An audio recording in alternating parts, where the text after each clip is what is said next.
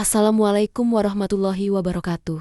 Kita akan membahas mengenai seorang wanita yang lidahnya terulur sampai ke tanah ketika sedang berada di depan Ka'bah. Sebelumnya, tulis sholawat di kolom komentar agar kita mendapatkan syafaat di akhirat kelak. Perjalanan menuju janji ilahi. Fatimah, seorang wanita paruh baya dengan sorot mata yang biasanya dipenuhi keceriaan, kini merasakan getaran tak terkira di setiap pori-pori tubuhnya. Debu jalanan Makkah yang menempel di kakinya bukan lagi sekadar kotoran, melainkan butiran-butiran kerinduan yang telah ia pendam puluhan tahun. Ini adalah saat yang ia impikan sejak kecil, sejak ia mendengar kisah-kisah mulia tentang Baitullah dari neneknya yang saleha, impian tentang sebuah perjalanan spiritual, sebuah panggilan suci yang kini menjadi kenyataan. Udara Makkah terasa berbeda, membawa aroma rempah dan doa yang tak bisa dijelaskan. Di tengah lautan manusia berpakaian ihram,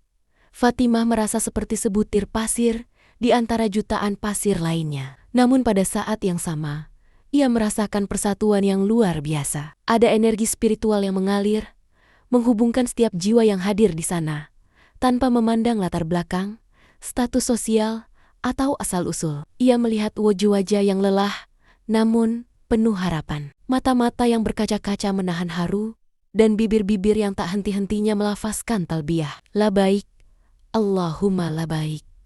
Aku datang memenuhi panggilanmu. Ya Allah, suara itu bergema, membanjiri seluruh indranya, seolah mengusir segala kebisingan duniawi. Fatimah melangkah maju, perlahan namun pasti, menuju arah yang ia tahu adalah pusat magnet spiritual umat Islam. Setiap langkah adalah zikir, setiap embusan napas adalah syukur yang tak terhingga. Ia teringat betapa sulitnya perjalanan ini. Bertahun-tahun ia menabung, menyisihkan setiap rupiah dari hasil berjualan kue di pasar desa. Ada saat-saat di mana ia hampir menyerah, merasa bahwa impian ini terlalu besar untuknya. Namun, setiap kali keraguan melanda, ia kembali teringat akan janji Allah bahwa siapapun yang bersungguh-sungguh akan dimudahkan jalannya. Dan kini, ia ada di sini, di tanah yang diberkahi, hanya beberapa jengkal dari Ka'bah. Debar jantungnya semakin kencang, seiring Ka'bah mulai terlihat jelas di pandangannya. Sebuah bangunan kubus hitam yang megah, diselimuti kain kiswah yang berkilauan, berdiri tegak di tengah hamparan marmer putih. Fatimah merasakan gelombang emosi yang memuncak. Air mata yang selama ini ia tahan, kini tak bisa lagi dibendung. Mengalir deras membasahi pipinya, bukan air mata kesedihan, melainkan air mata kebahagiaan, haru, dan penyesalan yang bercampur aduk. Ia menyesal telah menunda begitu lama. Menyesal atas dosa-dosa yang pernah ia lakukan, namun pada saat yang sama, ia bersyukur atas kesempatan ini, atas kasih sayang Allah yang begitu besar di tengah ribuan orang yang berputar mengelilingi Ka'bah. Fatimah merasakan sebuah kedamaian yang belum pernah ia rasakan sebelumnya. Ini adalah momen penyucian, momen di mana ia merasa semua beban terangkat, semua kesibukan duniawi menjadi tidak relevan. Ia mengangkat kedua tangannya, memohon ampunan, memohon keberkahan, dan memohon agar ibadahnya diterima. Ia bersiap untuk memulai tawaf, sebuah ritual yang akan membawanya lebih dekat lagi kepada Sang Pencipta. Namun, ia tak tahu bahwa di balik kebahagiaan dan haru ini, sebuah ujian tak terduga telah menunggunya. Sebuah isyarat ilahi yang akan mengubah seluruh pandangannya tentang dirinya dan tentang makna sebuah lidah. Sebuah kejanggalan yang meneror di tawaf pertama. Dengan hati yang bergetar dan air mata yang belum sepenuhnya mengering, Fatimah melangkahkan kaki untuk memulai tawaf pertamanya mengelilingi Ka'bah. Ia berusaha fokus pada setiap langkah, pada setiap bacaan doa, dan pada keagungan Baitullah di hadapannya. Kerumunan manusia yang bergerak serentak menciptakan pusaran energi spiritual yang kuat. Seolah semua jiwa di sana bersatu dalam satu tujuan, mengagungkan Allah. Fatimah merasakan getaran itu, getaran yang seharusnya membawa kedamaian sempurna. Namun, di tengah keriuhan yang syahdu itu, sebuah sensasi aneh mulai merayapi Fatimah. Lidahnya terasa berbeda. Ada semacam tarikan lembut yang tak wajar, seolah ada sesuatu yang menariknya keluar dari dalam mulutnya. Awalnya, ia mengabaikannya, mengira itu hanya kelelahan akibat perjalanan panjang Atau mungkin dehidrasi di tengah teriknya matahari Makkah, meskipun ia sudah minum banyak air. Ia mencoba mengatupkan bibirnya rapat-rapat, menguncinya agar lidahnya tetap berada di tempatnya. Namun, sensasi itu tak hilang. Justru semakin nyata. Lidahnya terasa memanjang sedikit demi sedikit, melewati batas bibirnya. Fatimah mulai merasa panik. Ini bukan lagi halusinasi. Ini nyata. Ia mencoba menyentuhnya dengan ujung jari. Dan memang, lidahnya terasa menjulur keluar, sekitar 1 atau 2 sentimeter. Jantungnya berdegup lebih kencang dari sebelumnya, namun kini bukan karena haru, melainkan karena ketakutan dan kebingungan. Ia berusaha menyembunyikannya, menundukkan kepalanya dalam-dalam, dan menggunakan tangan untuk menutupi mulutnya, seolah sedang batuk atau berdoa. Ia berharap tak ada yang menyadari kejanggalan ini di tengah padatnya jamaah. Namun, saat ia memasuki putaran kedua tawaf, lidahnya terasa semakin panjang. Kini, ia yakin sudah lebih dari 3 sentimeter menjulur keluar. Fatimah merasakan pandangan orang-orang di sekelilingnya. Beberapa menoleh. Mata mereka membesar karena terkejut. Bisikan-bisikan samar mulai terdengar. Lihat itu, ada apa dengan wanita itu? Aneh sekali. Beberapa wajah menunjukkan ekspresi jijik. Yang lain menatapnya dengan rasa ingin tahu yang tak bisa disembunyikan. Keringat dingin membasahi punggung Fatimah. Bukan hanya karena suhu Makkah, tetapi karena rasa malu yang menusuk. Di tempat yang suci ini, di mana seharusnya ia merasakan kedekatan dengan Sang Pencipta, ia justru merasa ternoda dan menjadi tontonan. Ia ingin lari, ingin menghilang dari kerumunan itu, namun ia tahu, ia harus menyelesaikan tawafnya. Setiap langkah terasa berat, setiap hembusan napas terasa sesak. Lidahnya yang terus memanjang menjadi beban yang nyata, mengancam untuk merenggut semua kebahagiaan dan kedamaian yang baru saja ia rasakan saat tiba di Tanah Suci. Fatimah merasakan ujian ini jauh lebih berat daripada yang ia bayangkan. Apa sebenarnya yang terjadi padanya, dan mengapa ini harus terjadi di hadapan Ka'bah? Bisikan dan tatapan yang menghakimi. Panik yang semula merayapi Fatimah kini telah berubah menjadi ketakutan yang membeku. Lidahnya terus memanjang, melewati batas bibirnya hingga kini sekitar 10 sentimeter menjulur keluar. Sensasi aneh itu kini menjadi kenyataan yang mengerikan. Terlihat jelas oleh siapapun yang kebetulan melirik ke arahnya. Ia merasakan setiap otot di wajahnya menegang karena usaha keras untuk mengatupkan bibir. Namun lidah itu seolah memiliki kehendak sendiri, menolak untuk kembali ke dalam. Kerumunan yang padat di sekitar Ka'bah, yang tadinya hanya menjadi latar belakang bagi doa-doanya, kini terasa seperti jutaan pasang mata yang menghakimi. Bisikan-bisikan mulai terdengar lebih jelas, bergema di antara suara talbiyah dan doa-doa. Astagfirullah. Apa itu? Wanita itu. Lihat lidahnya. Subhanallah.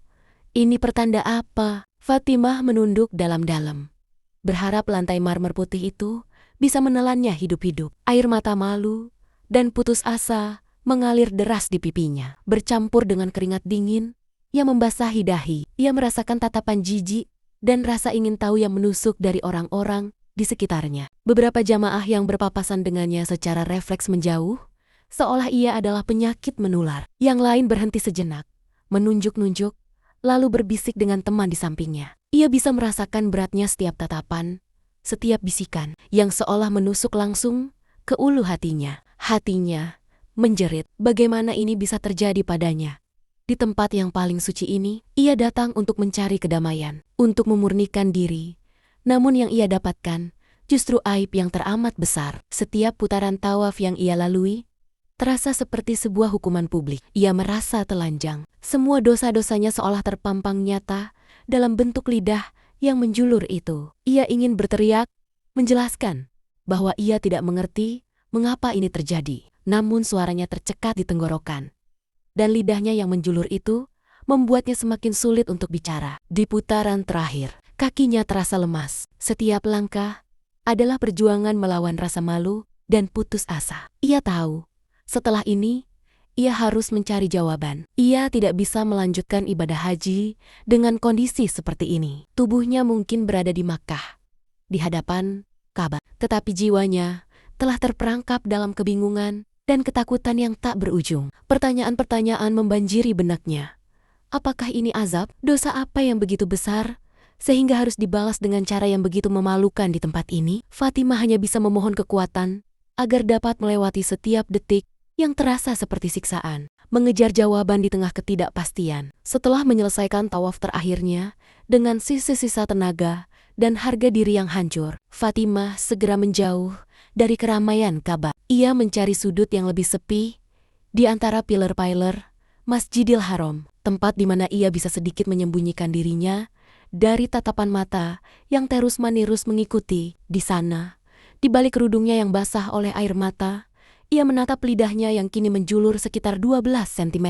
Terasa kaku dan asing, seolah bukan lagi bagian dari dirinya.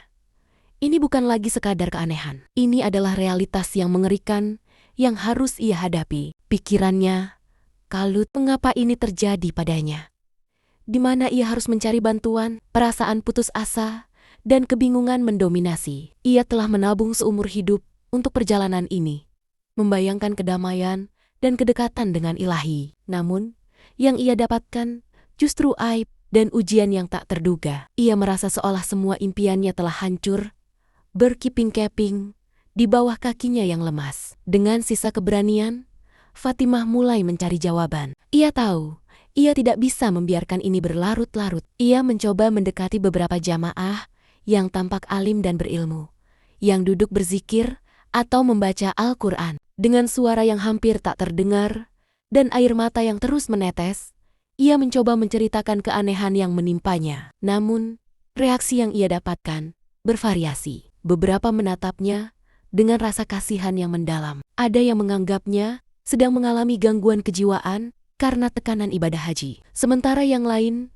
hanya bisa menggelengkan kepala, tak mampu memberikan penjelasan logis atau spiritual. Mungkin ini cobaan, Bu, ujar seorang syekh berjubah putih dengan nada lembut. Namun matanya memancarkan kebingungan yang sama. Bersabarlah dan perbanyak istighfar. Hanya Allah yang maha mengetahui hikmah di balik semua ini. Fatimah mendengar saran itu berulang kali. Tetapi ia menginginkan sesuatu yang lebih konkret. Sebuah penjelasan yang masuk akal atas fenomena aneh yang terjadi pada tubuhnya. Apakah ada dosa besar yang ia lupakan? Apakah ini sebuah peringatan? Ia juga sempat mencari pertolongan medis. Bertanya kepada beberapa tenaga kesehatan yang berjaga di klinik darurat sekitar Masjidil Haram. Namun, mereka semua terheran-heran. Belum pernah kami melihat kasus seperti ini, Bu, kata seorang perawat dengan wajah cemas. Secara fisik, tidak ada indikasi cedera atau penyakit yang menyebabkan lidah Anda memanjang. Kata-kata mereka hanya menambah lapisan kebingungan Fatimah. Tidak ada penyakit, tidak ada cedera, lalu apa? Setiap usaha Fatimah untuk mencari jawaban hanya menemui jalan buntu, membuatnya semakin terperosok dalam jurang ketidakpastian. Hari-hari pertamanya di Tanah Suci, yang seharusnya dipenuhi kekusyukan, kini berubah menjadi pergulatan batin yang menyiksa. Ia tahu ia tidak bisa menyerah, tetapi ia merasa sendirian menghadapi misteri yang tak terpecahkan di tengah keramaian jutaan manusia. Lidah yang menjulur itu menjadi pengingat konstan akan misteri yang melingkupinya, sebuah beban yang harus ia pikul di setiap langkahnya. Ujian batin di Tanah Suci. Hari-hari Fatimah di Makkah, yang seharusnya diisi dengan kekusyukan ibadah dan kedekatan spiritual, berubah menjadi sebuah ujian batin yang tak terperikan. Lidahnya, yang kini selalu menjulur sekitar 15 cm dari mulutnya, menjadi pengingat konstan akan keanehan yang menimpanya. Setiap kali ia berusaha mengabaikannya, sensasi kering dan tidak nyaman pada lidahnya akan kembali menarik perhatiannya. Dimanapun ia berada, tatapan mata orang-orang tak pernah lepas darinya. Di pelataran Masjidil Haram, di lorong-lorong hotel, bahkan di area makan. Bisikan-bisikan dan gumaman yang mengiringi setiap langkahnya semakin membuatnya tertekan. Ada yang menatapnya dengan rasa ingin tahu, ada yang dengan rasa kasihan yang menyakitkan, dan tak jarang pula dengan pandangan jijik yang terang-terangan. Fatimah merasa seolah ia adalah makhluk aneh yang dipajang di hadapan publik. Semua harga dirinya terkoyak. Ia berusaha sekuat tenaga untuk menutupi lidahnya. Kerudungnya yang lebar ia tarik hingga menutupi dagu.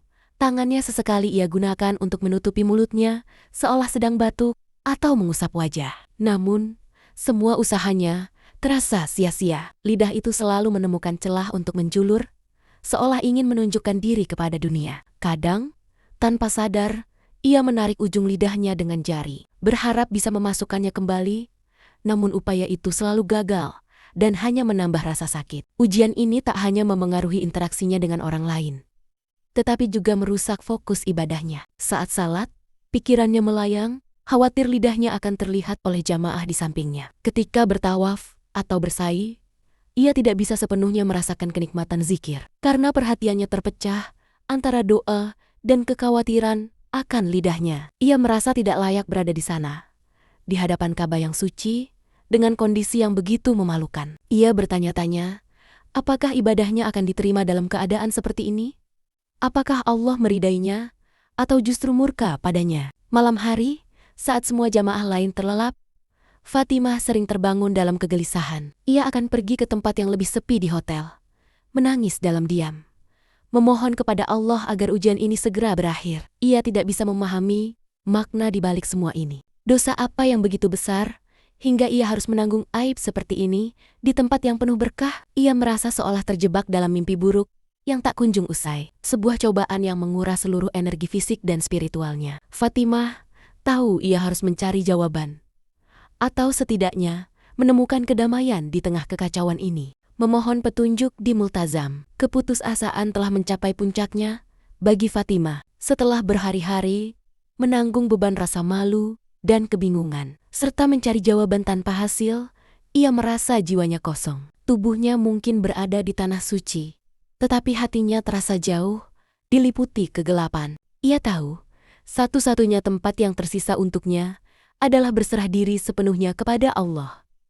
Ia teringat akan keutamaan Multazam, area di antara Hajar Aswad dan pintu Ka'bah, tempat di mana doa-doa diyakini akan dikabulkan tanpa penghalang. Pada suatu malam yang sunyi, ketika sebagian besar jamaah telah beristirahat, Fatimah memberanikan diri mendekati Multazam. Dengan langkah gontai namun penuh tekad, ia menerobos sedikit celah di antara kerumunan yang masih ada. Ia menempelkan tubuhnya ke dinding Ka'bah yang mulia, merasakan dinginnya marmer dan kehangatan kiswah. Di sanalah ia menumpahkan segala isi hatinya. Ya Allah, hamba datang ke podimu dengan hati yang hancur, dengan jiwa yang lelah.